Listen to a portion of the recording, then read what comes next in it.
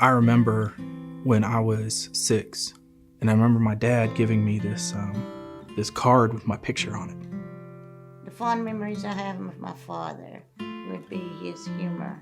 He goes, "Do you know what this is?" And I said, "No." He always enjoyed sharing what he called shukanupa stories that he told.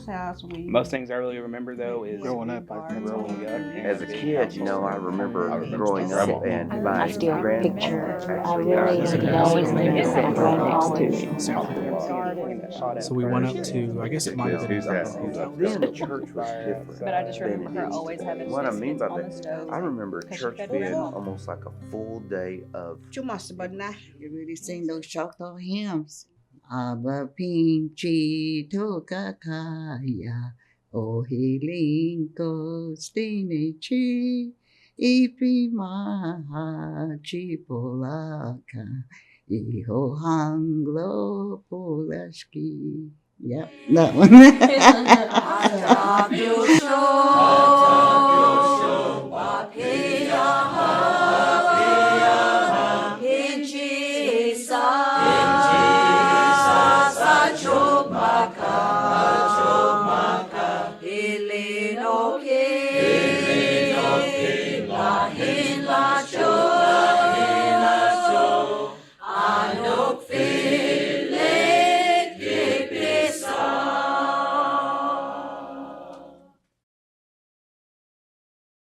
Members of the Choctaw Nation Historic Preservation Department searched land near Ardmore's Main Street for remains of their ancestors.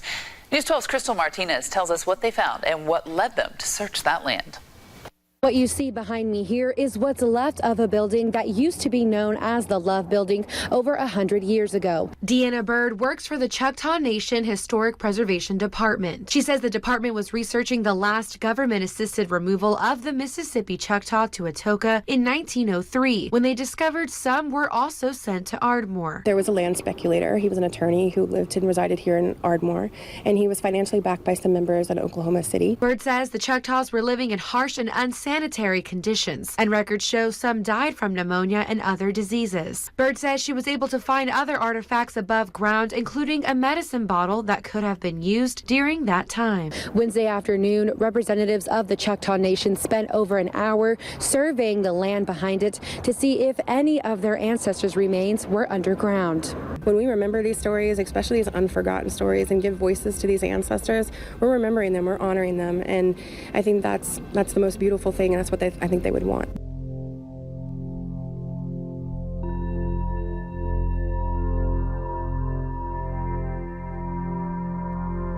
My great-grandfather was Kamak Broke Shoulder.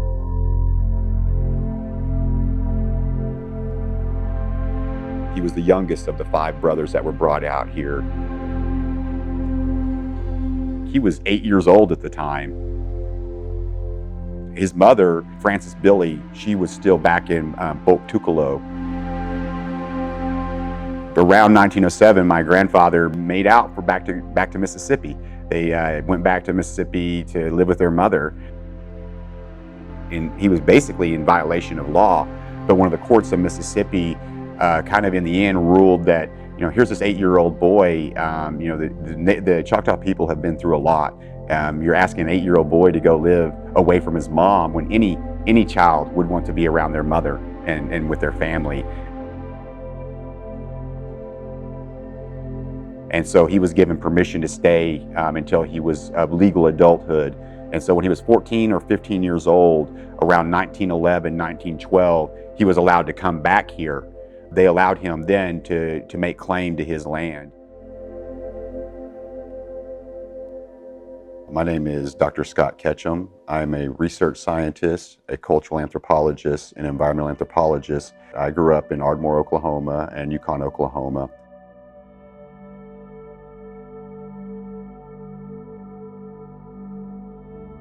A little bit about the Mississippi Choctaws of Oklahoma. They were the group that came around the Dawes Act time, and so they were the group that remained in Mississippi and then actually didn't come out here until around the late 1800s, early 1900s. The Dawes Act was really the baby of Henry Dawes, senator from Massachusetts.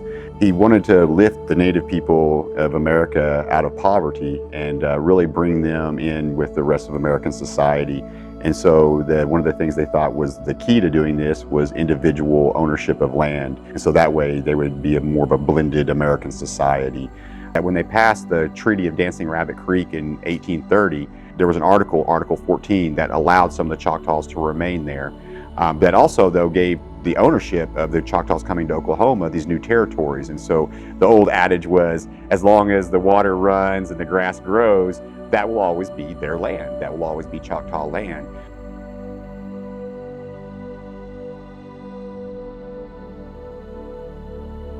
Around 1898, they passed what was called the Curtis Act, and that really opened up the opportunity for the 5 tribes to now be part of this effort to these allotments that would be given out.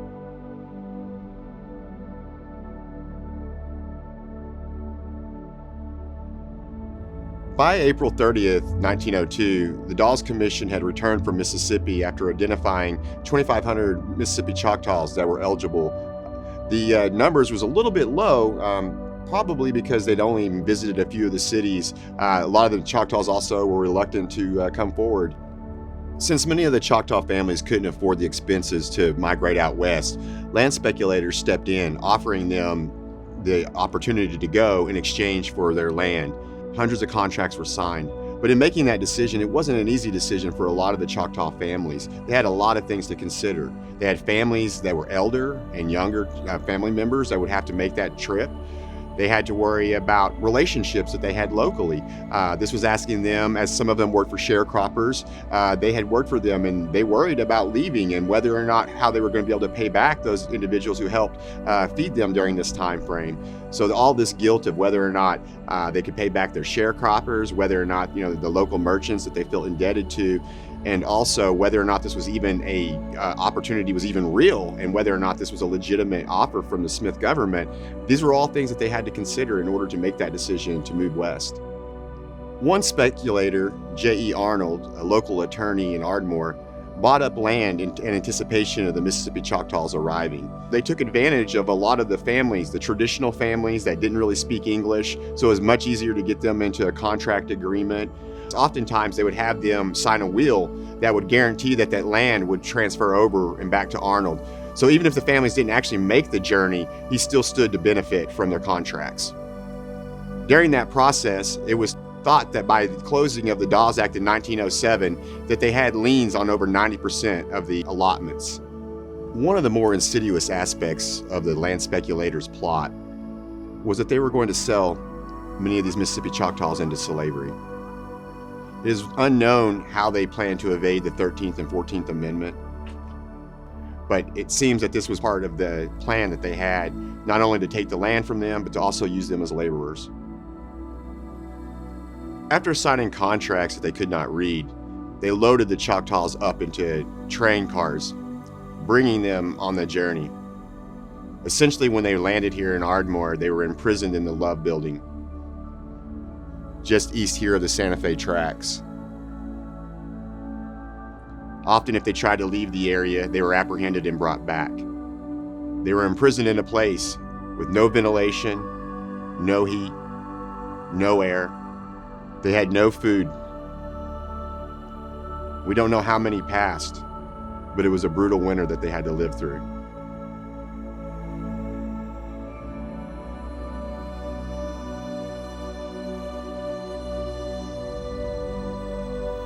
It's not known who, but somebody alerted the 5 Civilized Commission to the conditions and the treatment of the Mississippi Choctaw. In order to find out what was going on, they sent Agent Horace Day to do the investigation. Arriving in mid-February in 1903, Day learned that Arnold had coaxed the Mississippi Choctaws here with the promise of a wagon, ample food, a home, a bed, in exchange for half of their land, with the promise that in 3 years, they paid him back that they could purchase that land. Because of the work of Day and those who were concerned about the treatment of the Mississippi Choctaws, later that spring, they will receive their allotments without liens being placed against them. Arnold was barred from practicing law in Indian Territory. We will never know the full extent of what happened. We will never know how many died. We'll never know how many were lost along the way. But one thing we do know is these families' resilient spirits live on. The Mississippi Choctaws that came to Ardmore got their start on this journey. Our songs, our dances, the diamond designs we proudly display are just some of the things this group kept alive. Their contributions helped revitalize the nation. Their stories, like many Choctaw stories, cannot be forgotten. I think the story of the Ardmore group that came in 1903, it's important that that story gets told. It's a part of our history that very few people actually know about. Even the descendants of that group probably don't know the story. All those stories need to be told.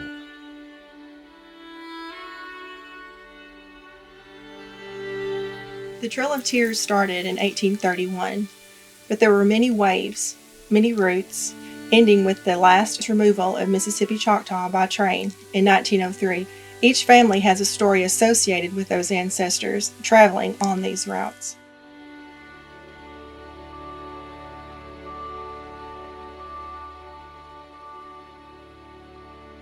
My name is Sharon Groomer. My grandparents and great-great-grandmother came here from Mississippi on a cattle car. My grandmother came here when she was about 5 years old. My grandfather came here when he was about 7. They dropped him off at the Love Building, and eventually they met.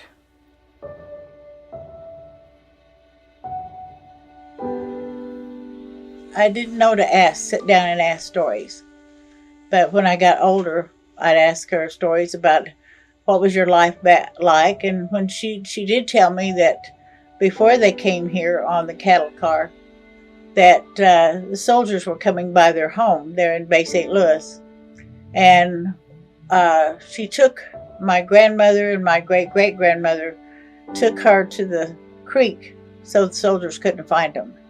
And they hid in the creek until the soldiers left. My great-grandfather, Sylvester Ladner, and my dad, and his brother, J.B. But no, I don't really have that many stories. I wasn't around when he was alive. Of course, he never talked about, those times, and maybe it was because it was something that the memories were, really bad. But he did mention at one time that there was nothing that smelt as worse than that train car smelt. So that can kind of give you a little insight to the conditions that he had to endure, probably.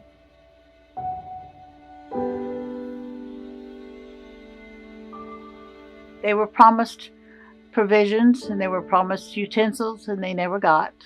So that's where my mother and grandmother lived most of their lives, in that area.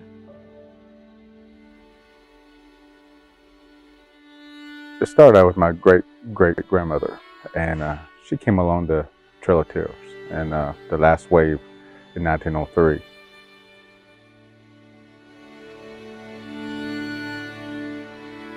It's very traumatic when we hear what happened and stuff with our family, but it's the past that, we hear what the stories are, and some still keeps it into their hearts. But sometimes it's good to let it out, to feel better, and to move on. I know we'll always learn for myself is forgiveness, is to forgive what things have done, even though it's how we move on. That's how Choctaws move on, to be stronger. That is what is Choctaw, is that we are always welcoming in new things and finding out what's the best of it for us as Choctaw people and carrying those things forward. I know forgiveness is probably the hard deal. That's the residue that's happened in our past. But that forgiveness, that's what keeps us going, keeps us stronger, and that's how we get prosperous today. From the stories I've heard, that's how a lot of the Deerwood community, they were very much kept together.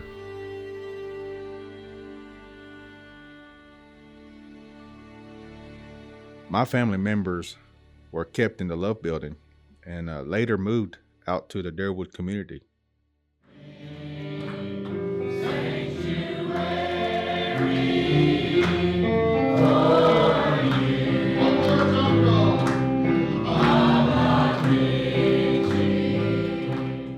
Our foundation actually started here at this church at Deerwood, where our family did the gospel singing. My uncle was a preacher here, even now, so we're able to just still carry that tradition on through faith, through our family, and again through our culture.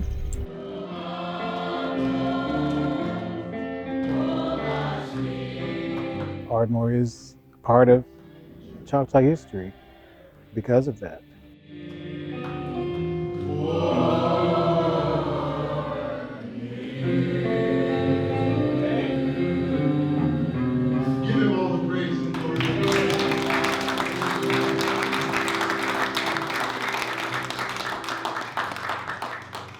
There's a lot of Choctaws over here in this area. I guess from Ardmore, they might have, migrated up that way, and just like us, we're over here, but it all started, I guess, in Ardmore. There's an old train track that used to go by right outside of our church in the Deerwood area. And I was thinking maybe that's the path that the train brought our grandmother on. So I don't know. We go over there and we have to, where Deerwood Church is. And there used to be a kind of little house there, so you can sit down, wait on train. This was it, just the railroad track, and then the building used to be right here. Used to stand right here, right there. The ticket was 50 cents. We go downtown, Medill, we stay there all day. Those tracks aren't there no more, but you can kind of still see the outline, the open of the trees where the tracks would have laid. Here's one of the ties to the railroad tracks, all rusted up.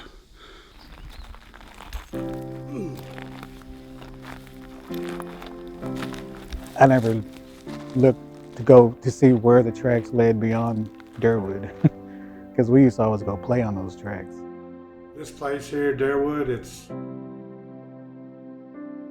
comfortable. It's where I was raised in these woods. Back of my hand, like I used to run around in these woods barefooted.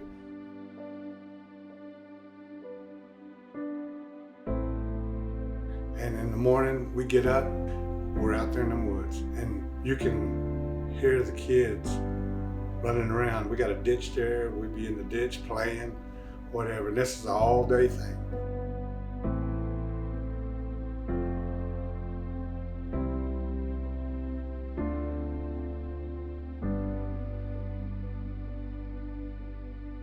After church, we could walk from the church to back over here, and we did as boys and all of us. We'd come back or whatever, and if we're gonna go swimming, we'll stop there and go swimming. But that was fun. That was the good old days. And you don't see kids doing that no more. But we did have a lot of them here that grew up here, and they know.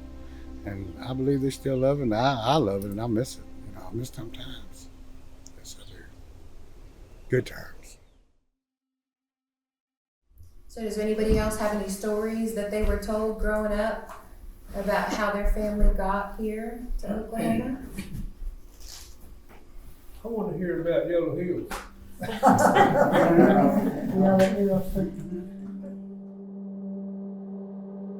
Do you know the connection to the Choctaw people that they have with Yellow Hills?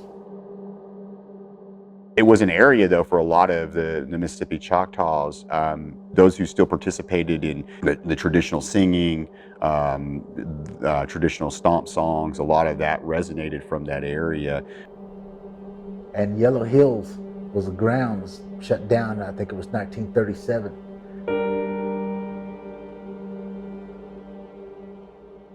Our clans and our people were being scattered all over the world. And there was nobody to hold these things, to hold our traditions together. And that's detrimental to a tribe, to a culture. Buster Ned spoke on these things too. And Buster Ned was a very important part of that in terms of carrying that forward and being a spokesperson for Choctaw culture. Okay, Mr. Ned, would you tell us basically what your name is and what kind of activity you're involved with here? I'm Buster Ned. I'm the chairman of the Choctaw Chickasaw Heritage. There's a lot of people that ask me about the dancing, and it's good to be able to tell them where it came from and how and why. Stomp Dance is a collection of dances you can do at a ceremonial dance. We dance around that fire in a counterclockwise form. Got a man leading the song. The rest of the men answer that chant. The women wear the turtle shells on their legs, keeps the heartbeat. But that fire it collects what's in your heart. Long about that time that Buster Ned was young and growing up, we had a lot of our people, a lot of our elders getting taken away from our ceremonies, our ceremonial grounds. But then it finally just started drifting away. Around the 1930s, 40s time frame, there were still some of them participating in a lot of that. But then you get around to the 1970s, and there was a new grounds. There was a new stomp grounds that a lot of them were participating in. So you started having a resurgence of those dances going on out there. When Buster Ned first started dancing, he started here. See where the cedar trees are? Right there. That tree wasn't there when they used to dance. They used to dance right there in the middle, right there, in front of this cellar.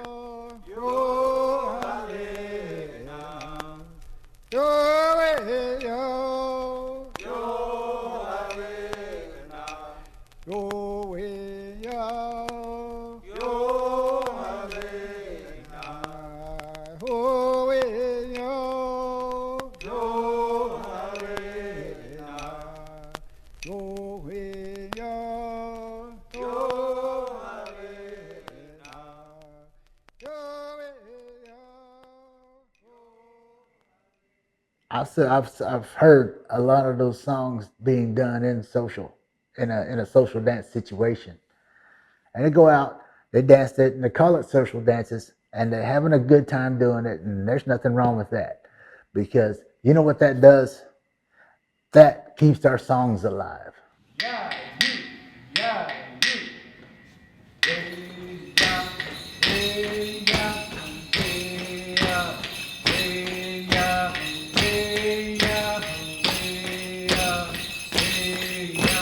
I started dancing when I was in the 5th grade. My uncle was our chanter, our drummer. He's the one that started teaching through the Ardmore school systems.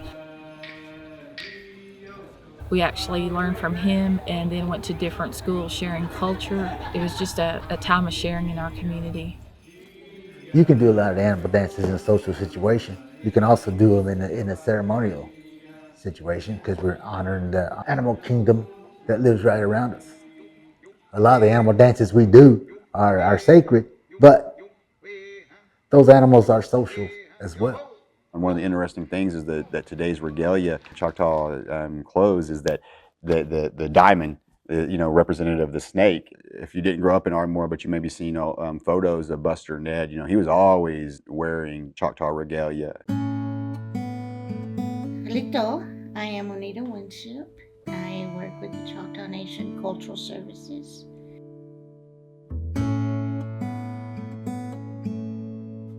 I've heard a lot about the diamonds being mountains and valleys or rivers between mountains and things, but I've always honored the rattlesnake. The story behind the snake dance is that the diamondback rattlesnake was one of the smartest animals at the time, as the ancient Choctaws were observing nature. The snake would rattle to warn its enemies to ward them off. And so those characteristics are saying, to warn its enemies to get away, that's how we feel as a people.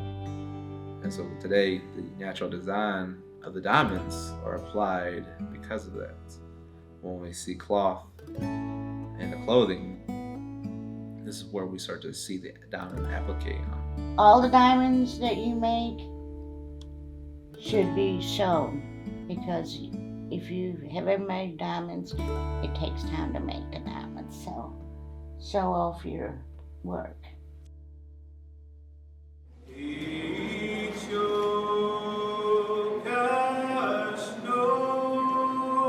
My background consists of he's singing the hymns,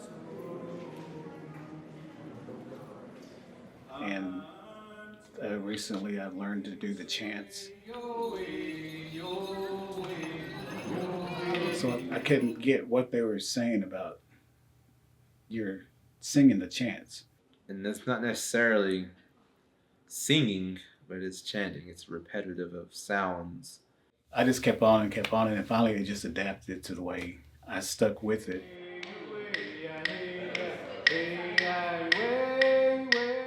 They gave me this book to read. It talks about the dances, so I read that.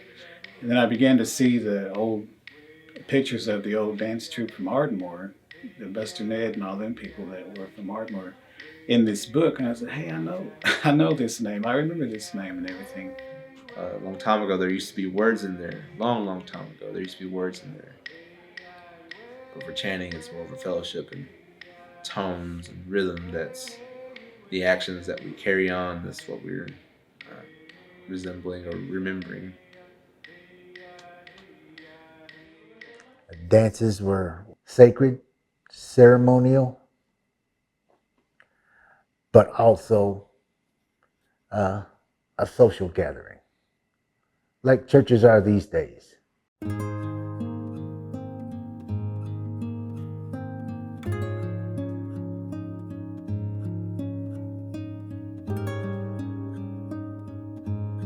Church was the center of really the social community. It was a place to share food, to come together, and just have that social and communion with your fellow Choctaws.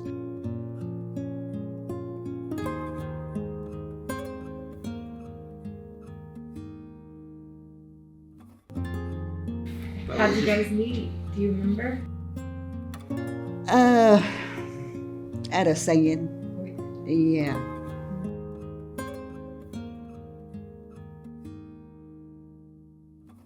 He was just walking around, and my cousin, we used to go to a lot of singings, and she just wanted me to meet him. I just happened to see him, and she asked me if I knew him, and I said, no. She told me his name, but I said, I've seen him around, but after that, I guess she kind of like matchmaker. She said the same thing to him, and that's how we met. And how long have you been together? 51 years.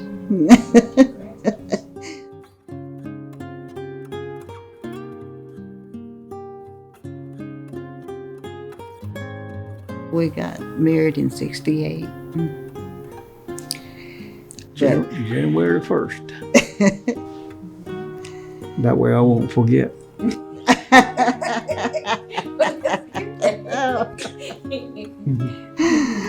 But it's been good.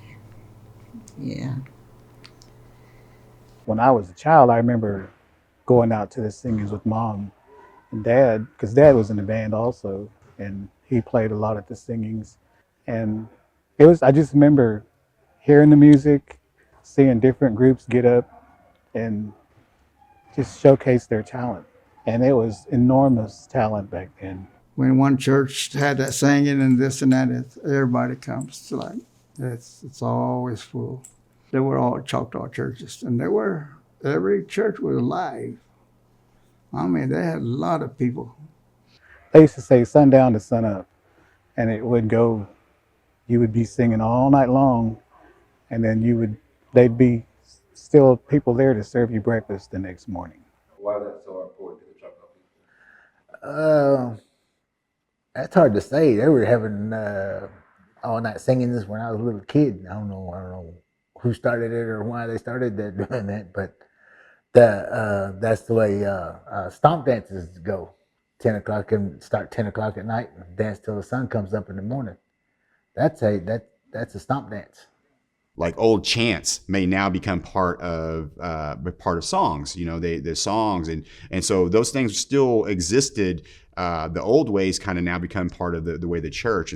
It just kind of makes sense that they'd want to get together and have a all night singing.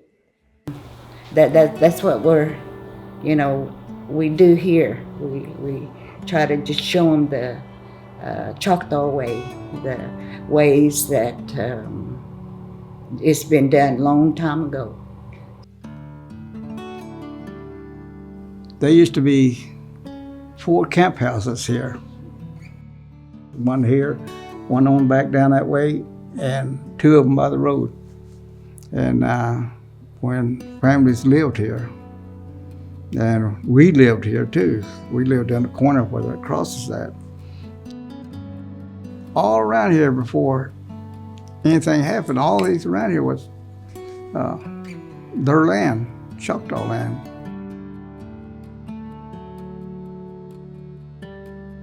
There's a pond back that way. Go out there and swim over there, and then there was a pond over here. I couldn't swim, but I tagged along, catching bullfrogs and fishing and all that. And if I wanted to get in the water, I had to learn to swim, and I learned to swim when I was 3 years old. And just anything that we could do when in our childhood, climbing trees. Fighting, sometimes fighting. But we never hurt each other. We took care of each other. She stayed right there, and I stayed down the bottom for three years. We never knew each other. I may have threw rocks at her, but I never did. The resilience that I see in the Choctaw community really begins with the Choctaw people and the commitment by a lot of individuals in many different ways to continue Choctaw culture. And so you have, even the grandmother who just shares the story with the grandchild. Those are the kind of resilient relationships that moment, even if it's just 1 or 2 stories, that will imprint itself on those children. And those will be the memories when they get older that they call back to. It's the laughter of your children. That's what we always want to hear. Our children laugh. You want them to look back and say, I'm Choctaw. And these are the things that my people do. This is the things my people did. And when you get older, you do reflect back on things. Comes a big family, family's really important. As well, after someone passes away, they say, I regret not interacting with that person. I had listened to my grandpa. Today, we're proud to be Choctaw. Today, I'm proud to be Choctaw. Listen to your elders. They'll tell you anything you need to know.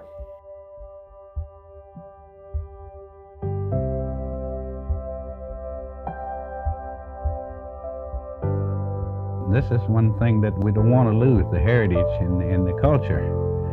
And I've seen some of the kids, and they want to dance by themselves, so it's getting where that we are letting them dance by themselves. Maybe we'll have a chance tomorrow to see this. I don't know now.